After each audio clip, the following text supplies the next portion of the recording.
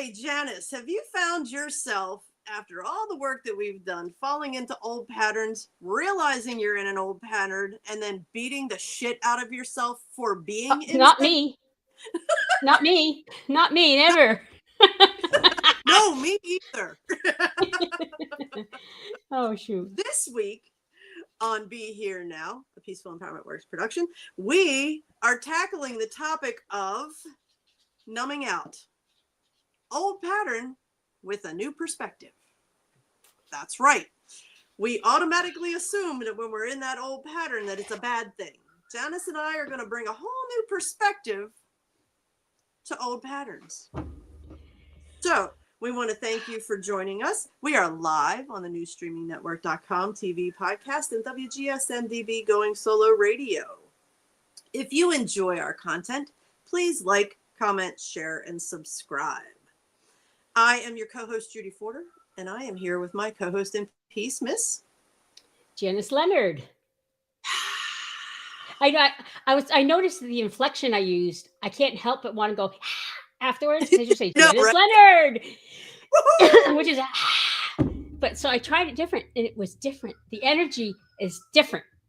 Janice Leonard. Oh, I'm gonna have to keep the up inflection.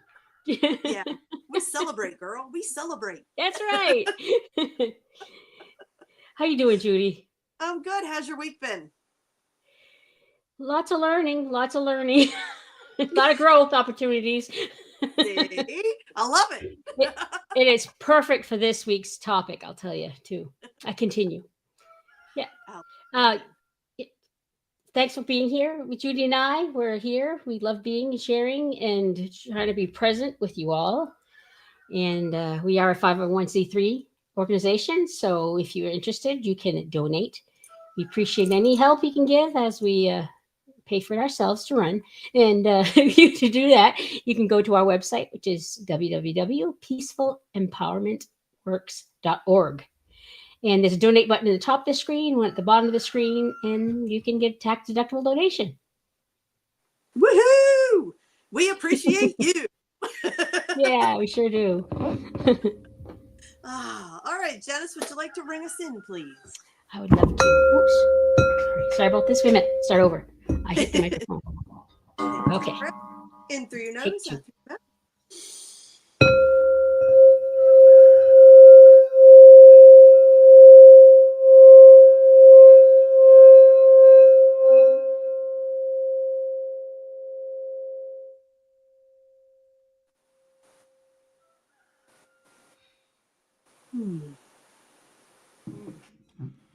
That is lovely.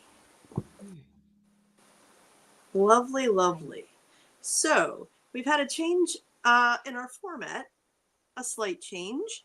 We are going to do, Janice wanted to do a segment on gratitude. So we are doing a segment now called An Attitude of Gratitude. Yes. If you watch us, you know I've tried to do this attitude exercise every day. And I tried doing videos for it so that I would do it. And it did work. I was much more disciplined. I did a video and I made a difference. That minute of gratitude just helped. Mm-hmm. And so here I am to try to bring it here. Not doing it on TikTok anymore. I feel like that's not the place. So I'm gonna move it. I think it feels less part of who we want to be, and I'm gonna direct it to us. So here we go. My one for today is not a stranger to you if you're regular. And Silveria, why don't you play my video?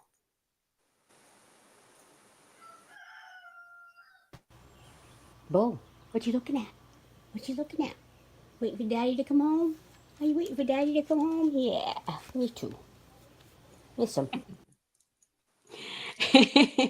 Yes, this is the powerful moment at the end of the day, which my dogs sit there and look down the driveway for my husband to come up. And that's my Bo. And he is just, you can't look at that face and not feel a little gratitude, a little happiness. And that's my moment. That's Bo. He's also here on my lap. He loves to cuddle, and he's got that face that's what I'm grateful for today. And what I do in my video is, and I say, what about you? Let's take a minute. Take a minute. Think about it. What are you grateful for? Yeah, put Deep it down. breath. Share it with us. Share it with us now. Share it with us later on our messages. And taking just a minute just makes a difference. It really does. I am grateful. It's going to sound corny, but I'm grateful for you because you continue to show up for yourself and for me and for the viewers. And you share so openly and honestly. You allow yourself to be vulnerable. And it's extremely important for people to see that and to have that modeled for them, especially at a time where a lot of people are struggling harder now than ever before because a lot of turmoil and chaos is going on in the world, and which if you don't have the tools, you soak up that chaos and hold it within you. And we come on here every week, and you have your fair share of chaos in your life, and I have mine. And it's funny because Laura and I were talking about you last week. Yes, I know. Laura and I were talking about you and reflecting back to when we first met you. And I know we've talked about this on the show. We've touched on it before. But when we first met you, I don't even know if you realize the first 2 classes we sat in with you, you barely said a word. You didn't interact. You didn't open up. You didn't feel comfortable or safe. And you went from that person to somebody who shows up on a weekly basis, willing to share your truth and your struggles. And I am so grateful for you to do this show with me and share that vulnerable side of you. So today I am grateful for you, Janice. Oh, that's so nice. I was in a dark place. I was in a dark place when we started. That's for sure. Mm-hmm. Yeah, we were all Thank so you.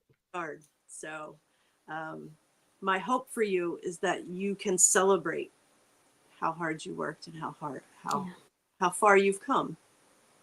And,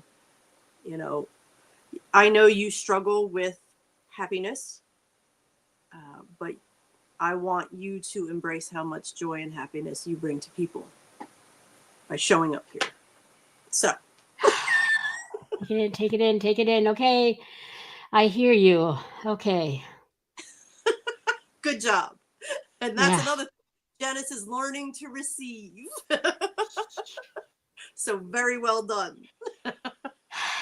Yes, thank you. You're very welcome. Okay, moving forward to our good news story. What's our good news story this week? I know there's what brings you happiness and what brings you good news. And I like this part too, because, if you watch any media, there's so much around you that's scary. And so this is important. This is important that we share this amazing story. It's great, especially today. My niece would have been 37 today, or 38. And she's on the spectrum, the autism spectrum, and I think of her today. She did pass away this past, was it Christmas? Yeah, it was right after Christmas. It was terrible. And here we go. So this, especially today, in memory of my niece Michelle.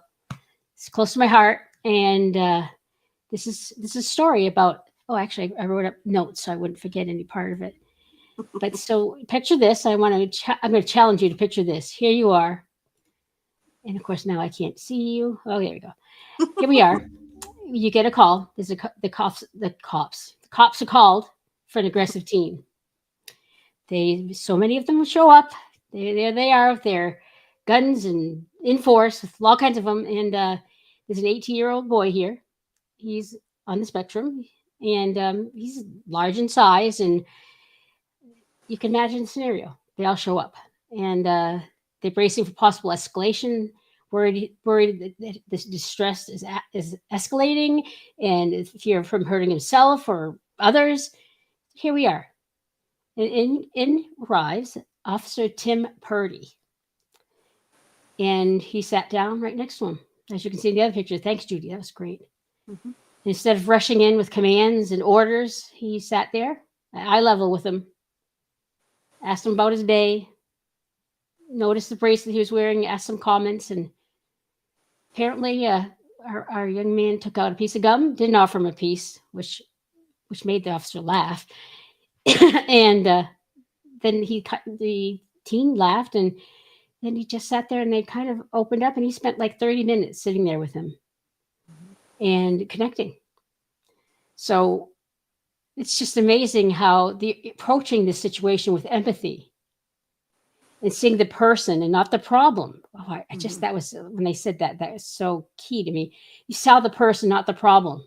Mm-hmm. And the most powerful tool that they had for this situation, it was their understanding and their love. And that's my good news story. It's an officer going with compassion and looking at the problem, not the person. The person, not the problem. There we go. Said that backwards. I love that so much. And that the eye level is so important because, the police are authority figures anyway. And, he's a big kid. Trying to power over him is going to cause more resistance. So that getting down to eye level and wanting to have a genuine, authentic connection, it changes everything. The boy was in crisis already, so he's already in fight or flight. And yelling orders and all those kind of things to him, it just escalates that feeling of fear. So what a beautiful story about, and that's human, that's one human to another. Yeah.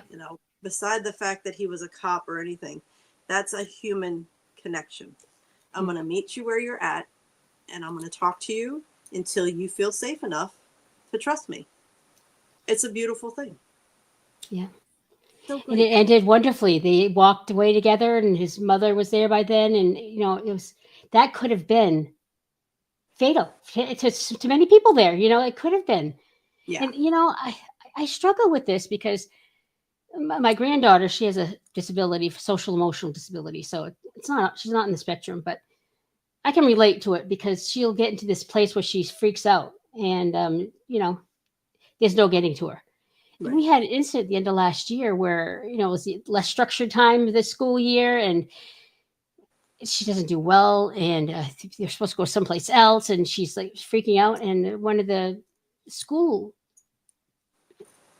administrators, professionals, I guess, we're talking to her. You got to be with the class because she has a tendency to wander. Mm-hmm. You got to be with so she's get with the class. You got to go next to the class. And she's like, no, I can't. I'm having an anxiety attack. No, you got to. And then she left the phone, so I heard this whole thing.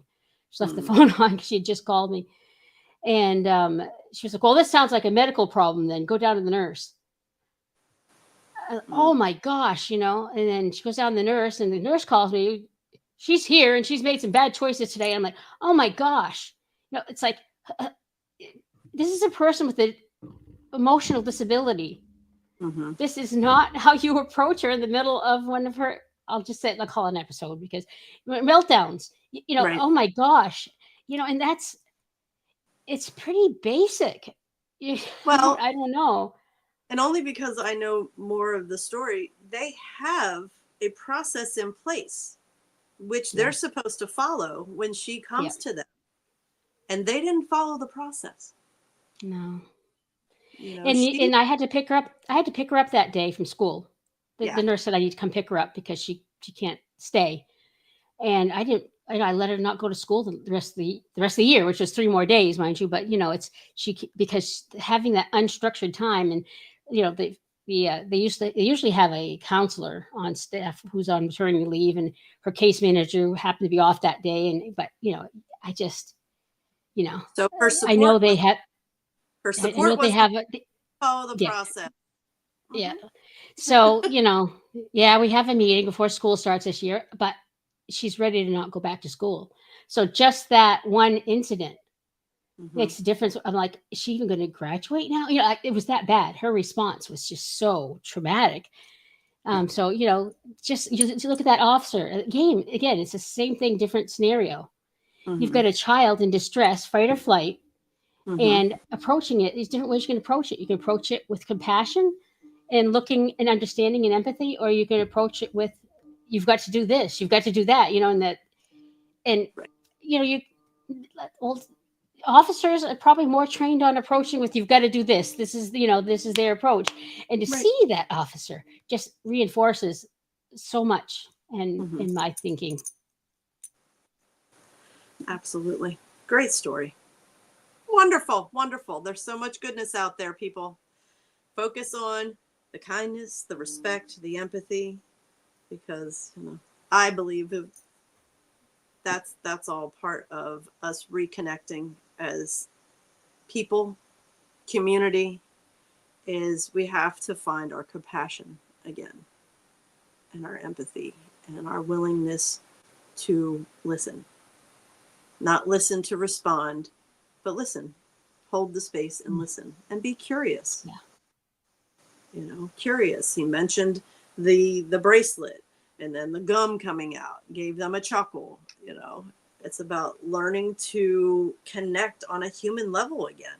I feel like, so technology is wonderful, but being able to hide behind a screen has certainly changed how people connect and communicate. Oh yeah.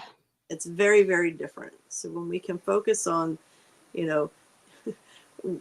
always being told to, use your powers for good, not evil. Well, let's use our powers to spread more light, love, and joy in the world. Because there's plenty of it out there. It's just not spotlight. That's why Janice and I do here. Yep. I'm going to climb down off my soapbox now. So I bet you someone out there needed to hear that reinforced today, though. I hope so. I believe. I don't hope, I believe. I love that. All right, so let's move on to Pathways to Peace. And we talk about our wonderful topic this week, numbing out. Old pattern. Beautiful. Okay, so you know me. I go to Psychology Today and find out what they have to say about it. And there was a nice little article there. So from Psychology Today, numbing out refers to coping practices that take the edge off your stress immediately. Numbing out means you don't think about or feel your stress. Numbing out includes binging on food, TV, the internet, social media, excessive use of alcohol, drug abuse, and gambling. Yeah, so basically anything you can use to disappear. Now, binging on food, check. TV, check. Internet, check. Social media, right on. Excessive alcohol, been there.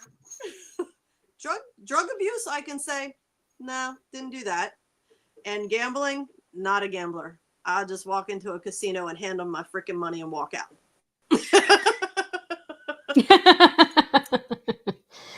Yeah. So when I read these, I was like, wow, okay. I was a master at numbing out for quite some time. Yeah, that's what I was thinking. I was really, really good at it. Yes. Yes.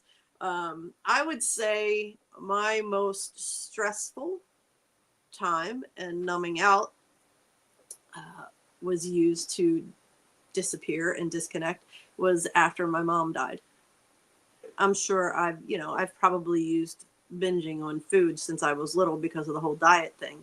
But what comes to front of mind right away is after my mom died.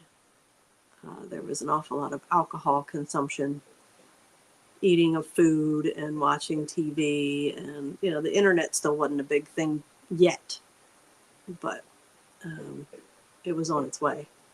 So, and yeah, did I launch into it saying I need to numb my feelings and I don't want to deal with this? No, it was something that I did and gradually realized I felt better. The hangovers didn't feel so great, but I felt better in the act of it because I could take my mind off of all of the things that there was a lot of events that occurred after my mother died right away that left me feeling like an orphan. We'll just put it that way. And so there was a lot of upheaval and hurt feelings and anger and frustration. And I just got tired of being angry all the time. So I would partake in the alcoholic beverages, and that could make me fun and lighthearted again. But yet the next morning when I woke up, it didn't even feel the same. It felt even heavier. Yeah. So then I'd have to drink more because I didn't like feeling that. And it was just an endless, hopeless cycle until I was just numb to all emotions. I didn't feel happy. I didn't feel sad. I didn't feel joy. I didn't feel depressed. The only emotion I would allow myself to feel was anger. And I was really good at expressing anger. Wow. Yeah. So, that was an interesting process for me as far as the numbing out. What about with you, Janice? Well, I remember in my very beginning of my journey to self-awareness and healing, I did therapy for many years. I do remember one of the first things I became aware that I was doing is I'd have this ability to disassociate. I could actually sit there, like, I know I recognized it in counseling, so I'm sure I must have done it outside of counseling, but I could sit there and I could just disassociate. So you would dissociate during therapy? Oh, yeah. Yeah. Oh, yeah, wow. I didn't want to look at anything. Yeah. Right. And and so that was my first step, is actually being aware that I could disassociate. And I was pretty good at it. And and then I think I mentioned this last time. We did a lot of talking with, what are you scared of? What are you scared of? What do you want to be present?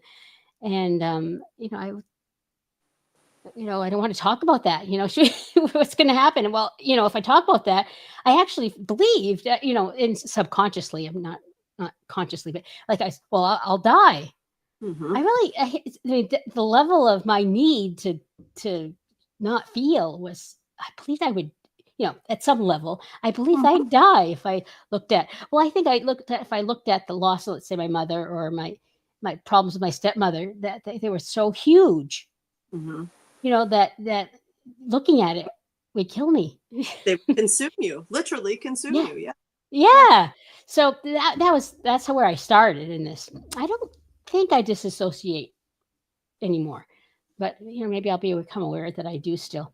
And so this is something I've done since I was a kid. And the TV was really helpful, and eating. I would do anything to.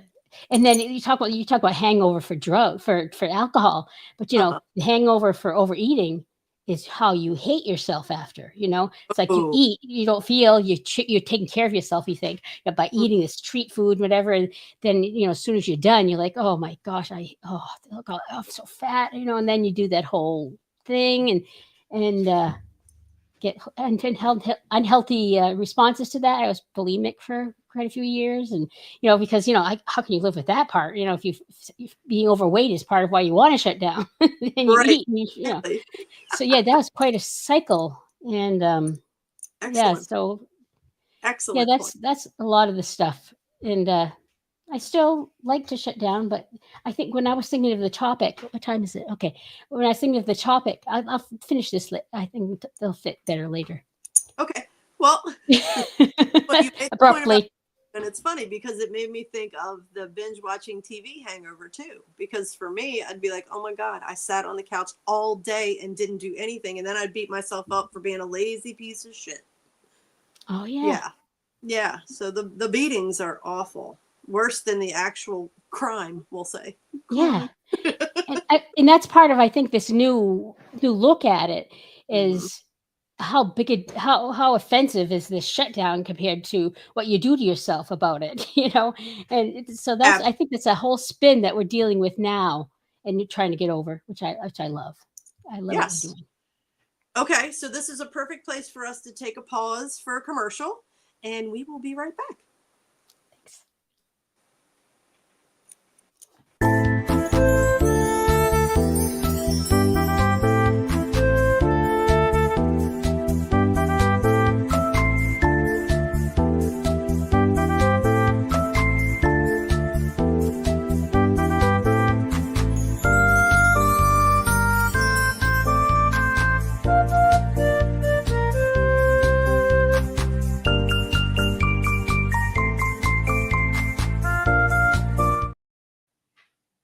And I we're know back. it.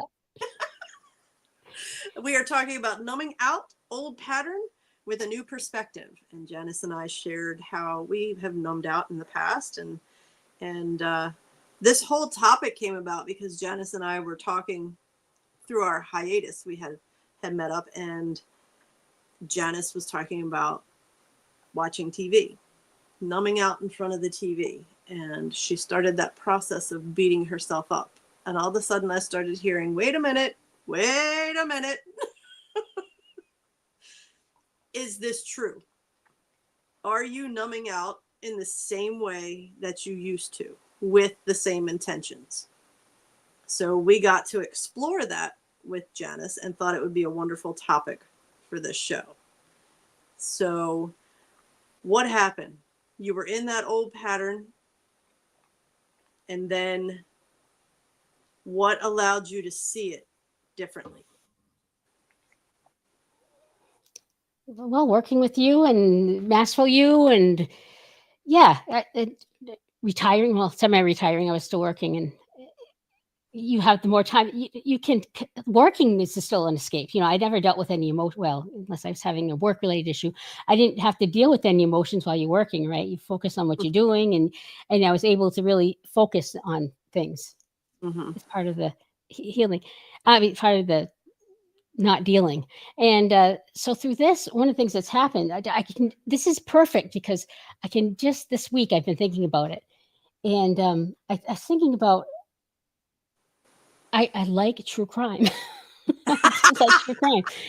And especially today, as I'm thinking about this, because I was watching with someone that's at jury watch right now. Right now, the yesterday, the, the, the bad guy actually testified for himself. And it was crazy. Listening to this guy is crazy. And so I think, oh, there I am watching true crime. That's my shut down. But the thing is I thought, but is that terrible that I watch true crime? I mean, that's interesting. It's kind of interesting.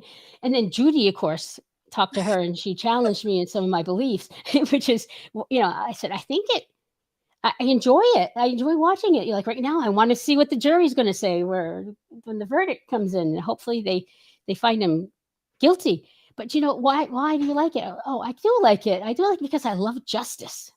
I love watching the bad guy get punished because maybe things have happened to me. Didn't have any control over. There was no resolution to it. They didn't get punished. They didn't get. There's so much unfair. And Mm-hmm. I think that's why I need to have justice. Maybe that's the history of it, but I like this. So going from not shutting down in a way, I'm thinking about people's energy. And so Mm-hmm. not judging myself for that. I don't. Of course, that's not 24 hours a day, 7 days a week, and I do enjoy it. And why am I so thinking anything? Oh, that's I'm shutting down. I'm shutting down. I'm shutting down. Bad, bad, bad. Stop Uh-huh. that. Yeah, so I don't know if I answered your question, but that's the process I'm going through with it. Well, I mean, it's funny because Janice and I were talking about it because I have too found myself because there's a lot going on energetically and all these things, and it gets overwhelming. And I too find myself sitting in front of a TV show, oddly enough, murder mysteries. Mm-hmm. Hmm. and zoning out, as we would say. But the biggest difference now in doing this versus back then, my whole intention back then was just to disappear, not fear, not feel anything, not have to deal with anything, and just be able to focus on something that was frivolous and didn't demand anything from me or require me to feel. This fun thinking, like trying to figure out who killed the person, the mystery, that's fun for me. Just like Janice, it's too. fun because it helps me exercise that discernment muscle. Even though it's entertainment, everything is energy, and truth carries a very different energy than all the other chaos and distractive stuff. And I'm working to exercise that muscle to increase my ability to discern for myself. So going into it, it's with the intention of allowing my mind to rest, not checking out completely and not feeling anything, but understanding that, okay, my body, my mind need to rest. I still understand that energetically and on a cellular level, things are still happening and working. And if I'm feeling overwhelmed, I need to get the hell out of the way and allow whatever's going on to go on, whatever's happening to happen. Because if I'm constantly trying to figure out what's going on and I'm constantly trying to control what's going on, I'm getting in the way. And that has to do with a lot of, we touch on energetic upgrades and all these kind of things that are going on with our bodies that we may not understand. But when we start experiencing more joy, more happiness, more truth, then I like to just talk about it as our body starts to carry more light.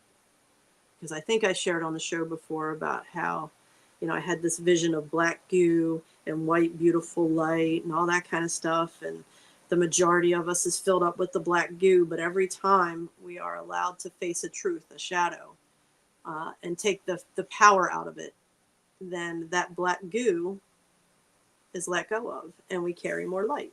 So that's the way I see my process. That works for me. That's beautiful.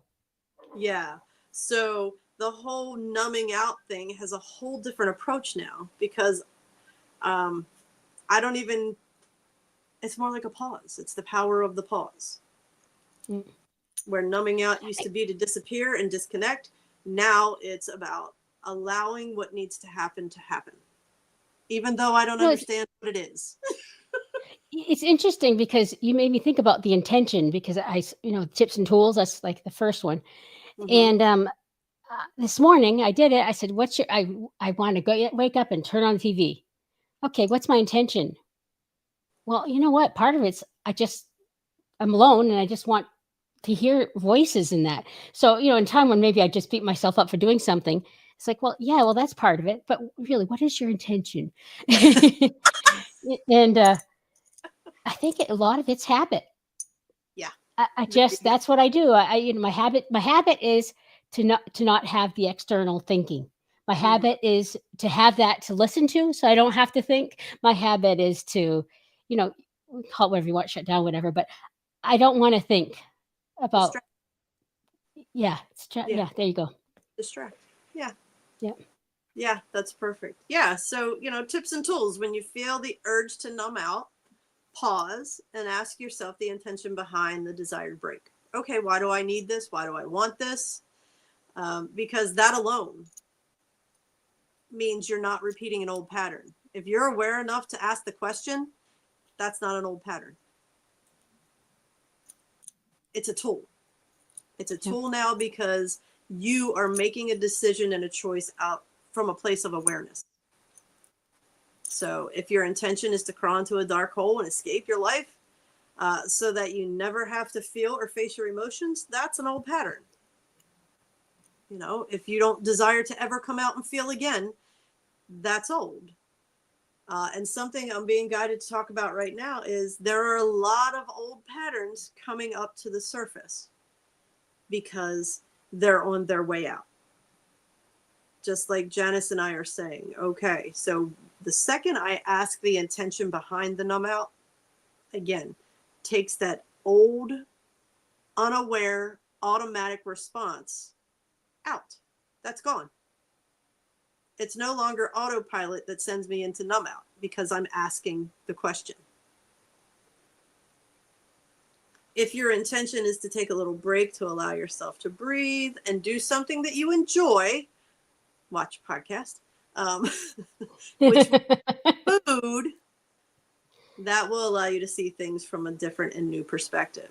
And why is that? Because when we're feeling that overwhelm and the need to numb out, take a break, it's an indication that we're headed into fight or flight. And when we're in that space and energy of fight or flight, we can't see things from a different perspective. So when you take that break, you understand the intention behind it. You breathe and you intentionally do something you enjoy. And it doesn't have to be a production, something you enjoy. It can be playing your favorite song. It could be watching a favorite podcast. Anything that's going to lighten your mood. Laughter, laughter is something huge in my family. I grew up with laughter around the house all the time. We were the crazy family that sat and listened to comedy albums as a family. Nice. So laughter was always a big thing in our house. So when you can find something to laugh at, laugh with, that automatically raises your vibration and allows you to come back and look at whatever it is you knee-jerk wanted to escape from. Now you get to come back with a fresh set of eyes, a fresh perspective, and instead of feeling the pressure and stress around the experience, you can start looking for a solution, a resolution, not a band-aid, a temporary fix, but something that can bring balance and peace. And sometimes that's doing nothing. There's an experience that's going on, and there is absolutely nothing you can do to make it better because it's not yours. It's for the other person to take care of. So just having that pause, intention is everything. Wow. It makes me think of the feeling I have a lot of times. I would normally say always, but see, I'm getting better.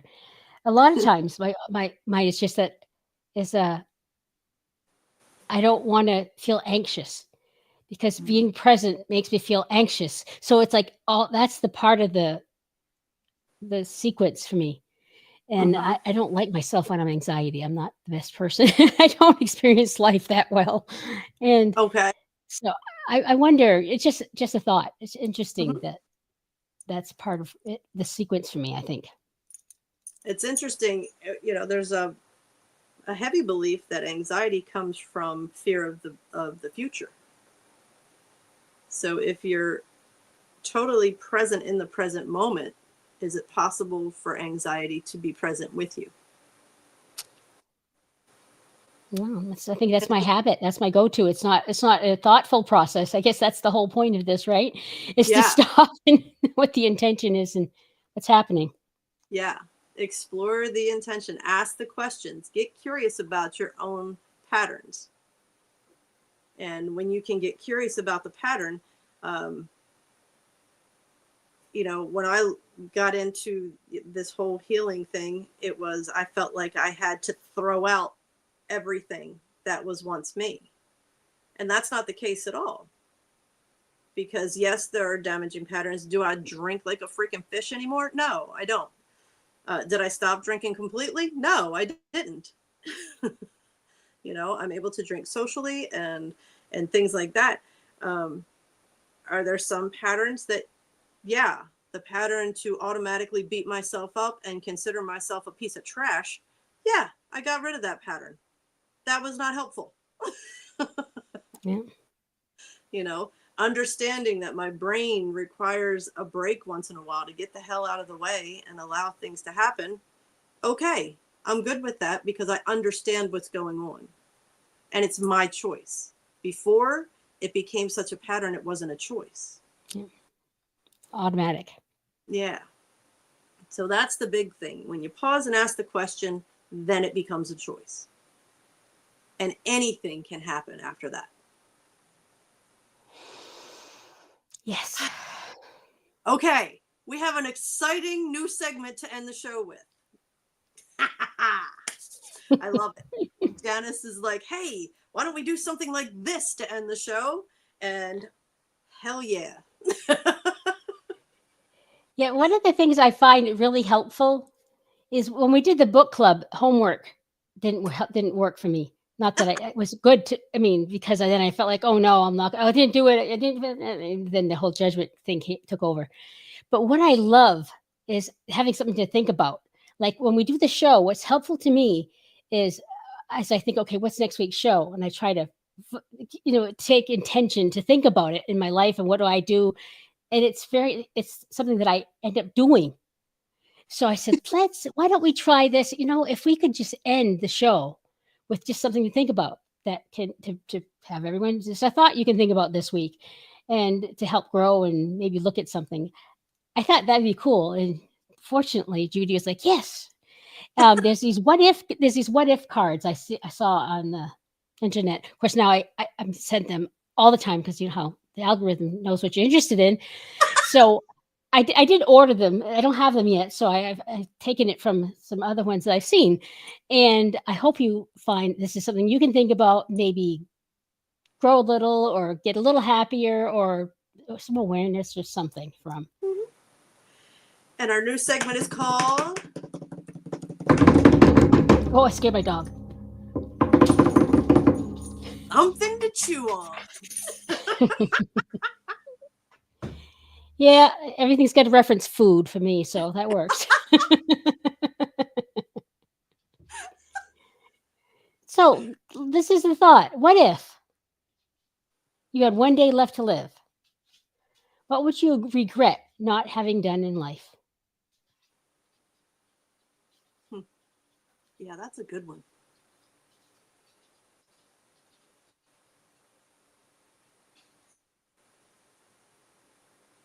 Yeah, I'm going to have to think on that one.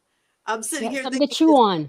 Is it good that I don't have an immediate response to that? I don't know. Does it have to be good, bad? Come on, Judy, what's your problem?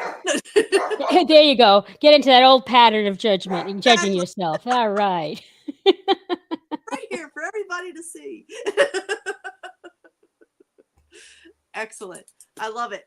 And if and when you would like to share, feel free to share it in the comments under the show, especially, wherever it is you're viewing it, listening to it. Janice and I do our best to check the platforms for comments so that we can respond. So yeah, I love it. Great new segment. We want to thank you all for choosing to be here now with us. Please always remember, you are not alone. And don't ever forget, you're awesome. Thank you, everybody. Thank you, everybody. So glad to have you here.